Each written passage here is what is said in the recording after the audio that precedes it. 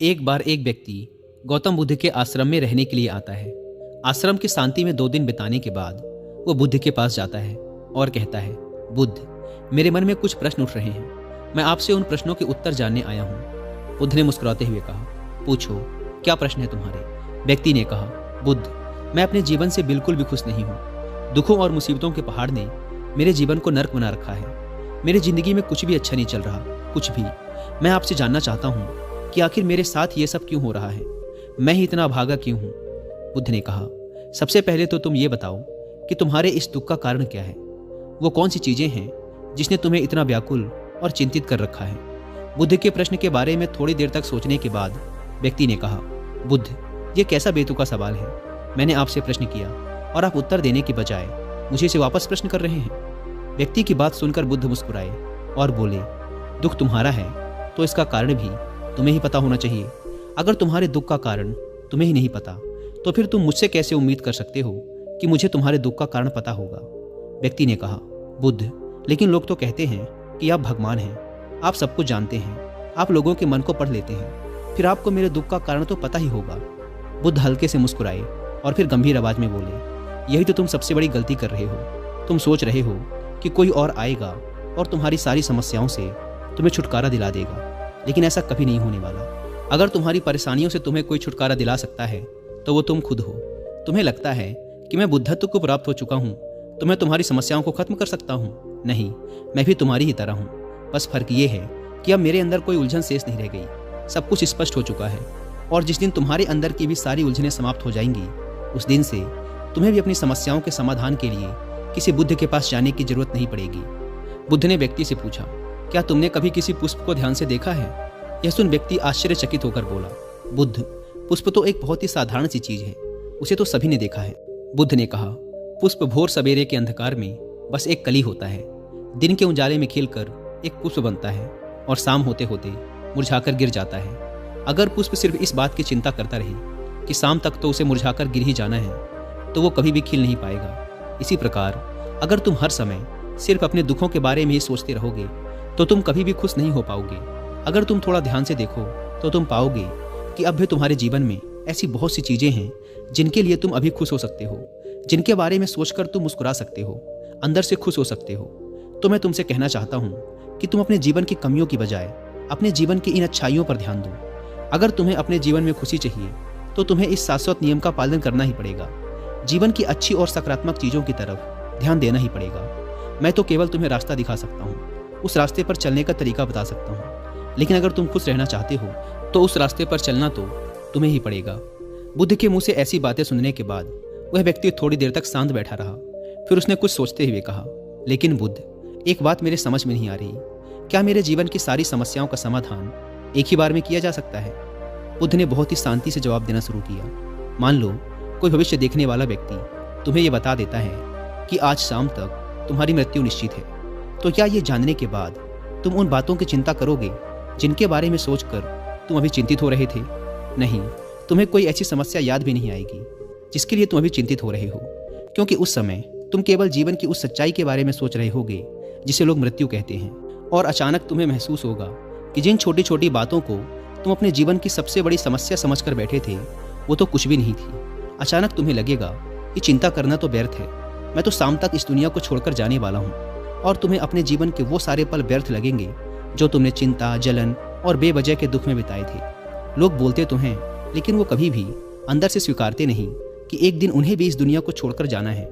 उनकी चाहत, उनकी इच्छाएं इतनी मजबूत होती हैं कि वो खुद को अमर मान लेते हैं। खुशी और दुख दोनों ही स्थायी नहीं हैं, ये हमारे कर्मों और विचारों की वजह से पैदा होते हैं। व्यक्ति जो कि बुद्ध की बातों को पूरा ध्यान लगाकर सुन रहा था, उसने बीच में रोकते हुए कहा, बुद्ध, तो क्या आपके कहने का अर्थ ये है कि मैं हमेशा ये सोचता रहूं कि मैं मरने वाला हूं, और क्या ऐसा सोचना मेरी सारी समस्याओं को खत्म कर देगा?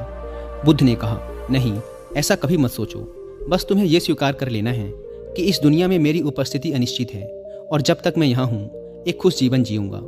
जो भी अच्छी चीज़ें तुम्हारे जीवन में हो रही हैं या हैं, उनके साथ जियो, वो तुम्हें अंदर से खुशी और शांति देगी। अपने दिमाग को सही करो और धीरे धीरे तुम्हारे अंदर की सारी उलझनें समाप्त हो जाएंगी। इंसान के जीवन के ज़्यादातर दुख और समस्याएं उसकी इच्छाओं की वजह से पैदा होते हैं। इसीलिए अपने मन को नियंत्रित करो। अगर तुम अपने दिमाग को एक बच्चे के दिमाग के जितना सुलझा कर रख सकते हो तो तुम्हें आंतरिक शांति का अनुभव होगा। व्यक्ति ने कहा, बुद्ध, आपने मन के नियंत्रण की बात की। अपने इस चंचल मन को हम नियंत्रित कैसे कर सकते हैं? बुद्ध ने कहा, तुम्हें सबसे पहले खुशी और दुख के बीच के अंतर को समझना जरूरी है। तुम्हें पहले ये जानना होगा कि तुम्हारे लिए खुशी और दुख का क्या मतलब है। फिर उसके बाद अभ्यास के द्वारा तुम्हें अपने मन को ऐसे तैयार करना है कि ज़्यादा खुशी के मौके पर यह ना तो बहुत ज़्यादा खुश हो और ना ही दुख आने पर बहुत ज़्यादा दुखी।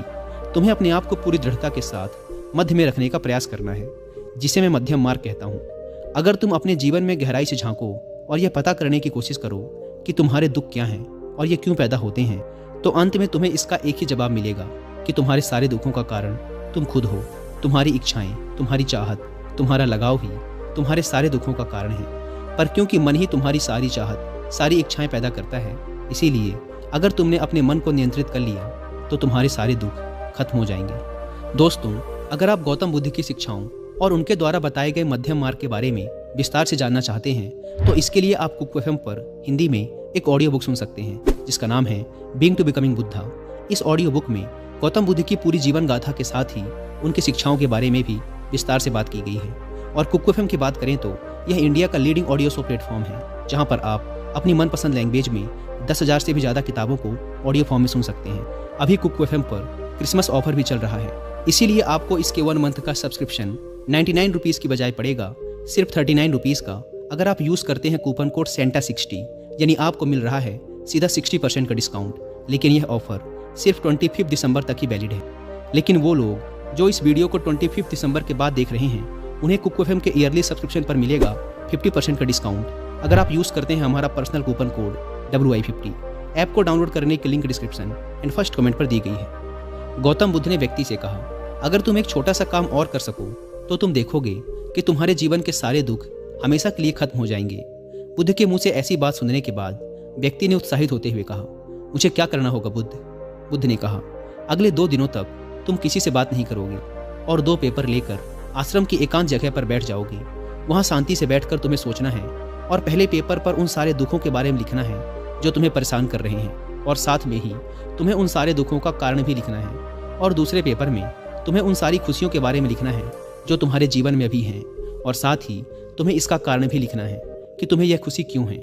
जल्दबाजी करने की कोई ज़रूरत नहीं है, तुम्हारे पास काफ़ी समय है, तुम आराम से सोच सकते हो। जाओ और जाकर आराम से बैठकर सोचो और लिखो। व्यक्ति ने बुद्ध को प्रणाम किया और जाकर आश्रम के एक कोने में बैठ गया। 2 दिनों बाद वह बुद्ध के पास वापस आया। उसके हाथ में काफ़ी सारे पेपर थे। बुद्ध ने उसे देखते ही कहा, सबसे पहले मुझे तुम्हारे दुखों वाले कागज़ को पढ़कर सुनाओ। व्यक्ति ने पेपर पढ़ना शुरू किया।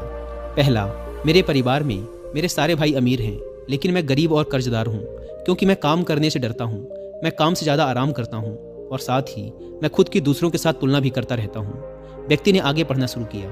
दूसरा, मेरे पड़ोसियों ने अपना बहुत सा धन बचत के रूप में रख रखा है, लेकिन मेरे पास बचत के नाम पर कुछ भी नहीं है।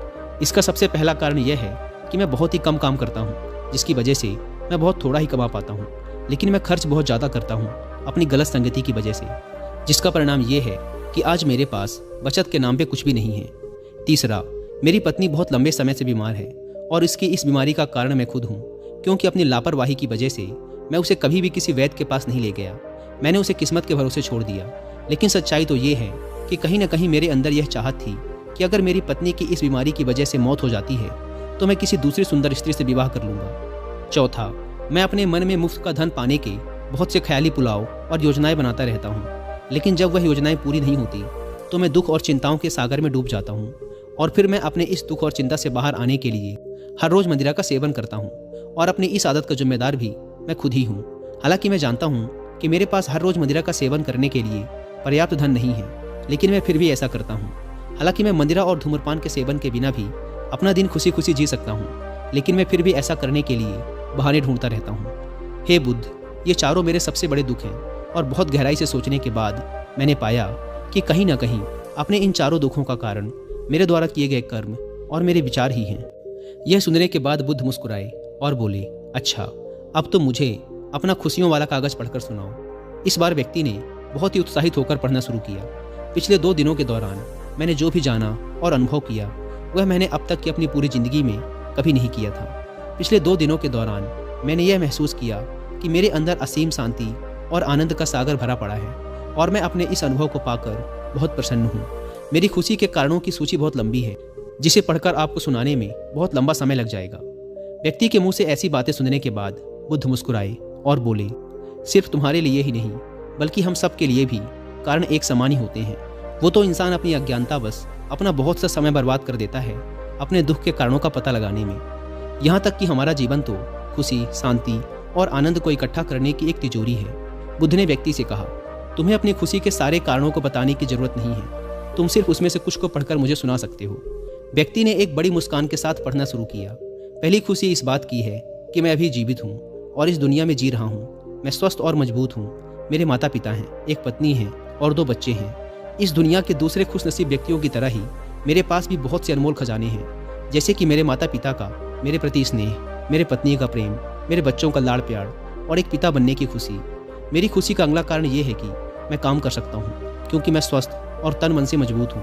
मैं कोई भी अच्छा काम सीख कर अपनी आमदनी को बढ़ा सकता हूँ और अपने परिवार की सभी ज़रूरतों को खुशी खुशी पूरा कर सकता हूँ। मैं खुश हूँ क्योंकि मैं एक खुशहाल परिवार बना सकता हूँ, बिना खुद की अपने पड़ोसियों और अपने भाइयों से तुलना करे। और आपकी कृपा से मेरे अंदर जिस मानवता ने जन्म लिया है, उसकी सहायता से मैं अपनी सारी बुरी आदतें छोड़कर एक खुशहाल और आनंदित जीवन जी सकता हूँ। और सबसे बड़ी खुशी और सौभाग्य की बात मेरे लिए ये है कि मैंने महान गौतम बुद्ध के चरणों में अपने लिए जगह पा ली है। और आपकी कृपा से मैं जब तक इस संसार में रहूँगा, इस सत्य को याद रखूँगा कि हमारी इच्छाएं और लगाव ही सभी दुखों का कारण है, और साथ ही खुद के मन पर नियंत्रण हासिल करने व खुद को जानने का पूरा प्रयास करता रहूँगा। बुद्ध ने कहा, आज तुम्हारा एक नया जन्म हुआ है। अब तुम अपने परिवार के पास वापस जाओ और स्थिर बुद्धि व आंतरिक शांति के साथ इस जीवन को जियो। और आज के बाद जब भी तुम्हारे जीवन में तुम्हारी परेशानियों से उपजा दुख तुम्हें घेरने की कोशिश करे, तो खुद से कहना कि जीवन बहुत छोटा है और मैं इस जीवन में अपनी चिंताओं और दुख का गुलाम बनने नहीं आया हूँ। शांति से बैठकर अपने उस दुख का कारण जानने की कोशिश करना और मिलते ही उसे नष्ट कर देना, और केवल तभी तुम अपनी आंतरिक शांति और कभी न खत्म होने वाले आनंद को प्राप्त कर सकते हो। दोस्तों, उम्मीद करता हूँ कि आपको वीडियो पसंद आई होगी और कुकू एफएम पर being to becoming Buddha book की हिंदी में ऑडियो बुक सुनना ना भूलें। और क्रिसमस सेल का फायदा उठाने के लिए आप सेंटा 60 कूपन कोड का इस्तेमाल भी कर सकते हैं। ऐप को डाउनलोड करने की link description and first comment पर मिल जाएगी।